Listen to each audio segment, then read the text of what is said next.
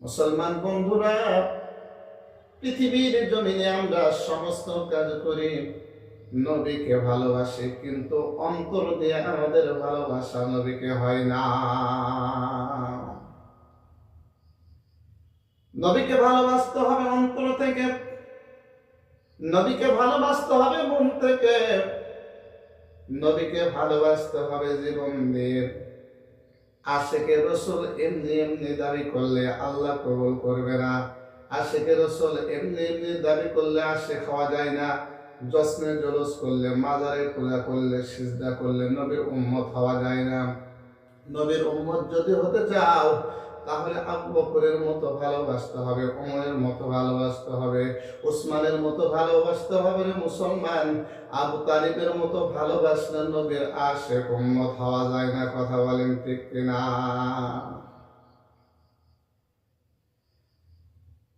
একই জায়গায় ভালোবেসেছিল আবু তালিব, একই জায়গায় ভালোবেসেছিল আবু বকর, কিন্তু আবু বকর দুনিয়ায় থাকা অবস্থায় আল্লাহ রাব্বুল আলামিন তাকে জান্নাতের সুসংবাদ দান করেছেন। কিন্তু আবু তালিব আল্লাহ রাসূলের জীবনের শেষ পর্যন্ত আল্লাহ রাসূলের সাথে ছিলেন এবং সব কাজে আল্লাহ রাসূলের সাথে ছিলেন। আসলে আল্লাহ রাসূলকে এমন বেশি ভালোবাসতেন পৃথিবীর জমিনে, আবু তালিবের মতো কেউ আল্লাহ রাসূলকে বেশি ভালোবাসত না। তারপরেও আল্লাহ রাব্বুল আলামিন তাকে জাহান্নামে পাঠিয়ে দিয়েছেন, কারণ একটাই, যতক্ষণ পর্যন্ত রাসূলের ইত্তেবা করা হবে না, যতক্ষণ পর্যন্ত রাসূলকে শুধু ভালোবাসলেই হবে না, রাসূলের ইত্তেবা করতে হবে। রাসূলের ইত্তেবা করলেই আপনাকে আশিক রাসূল বলা হবে। জোরে বলেন সুবহানাল্লাহ।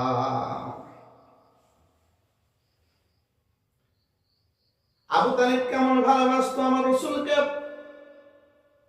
মুসলমান ভালো করে বুঝতে হবে কেমন ভালোবাসতো আবু তালিব।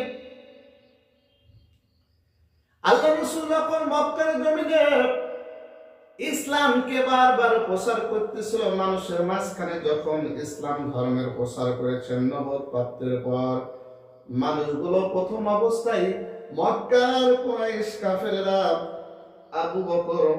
আবু বকরের ইসলাম গ্রহণ করা, মা খাদিজার ইসলাম গ্রহণ করা আর হযরত আলীর ইসলাম গ্রহণ করা ভালোভাবে মেনে নিতে পারতেছিল না। এই আবু তালিব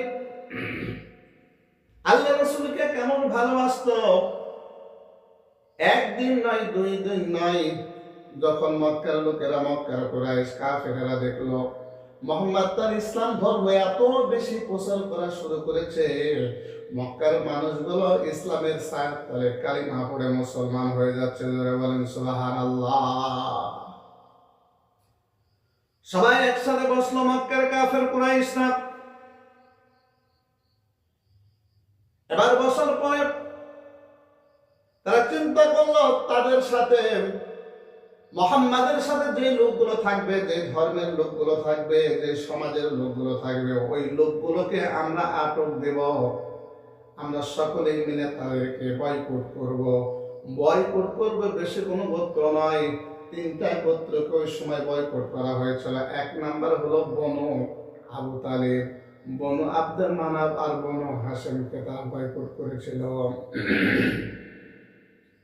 তিনটা গোত্রকে তারা বয়কট করেছিল।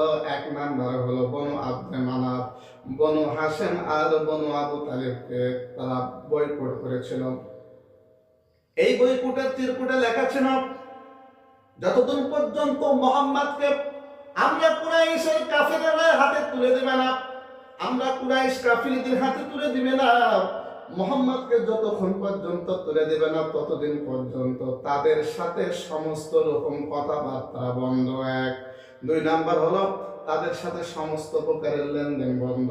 তিন নাম্বার হলো তাদের সাথে সমস্ত বৈবাহিক সম্পর্ক বন্ধ, তাদের সাথে সমস্ত প্রকারের লেনদেন, ব্যবসা বাণিজ্য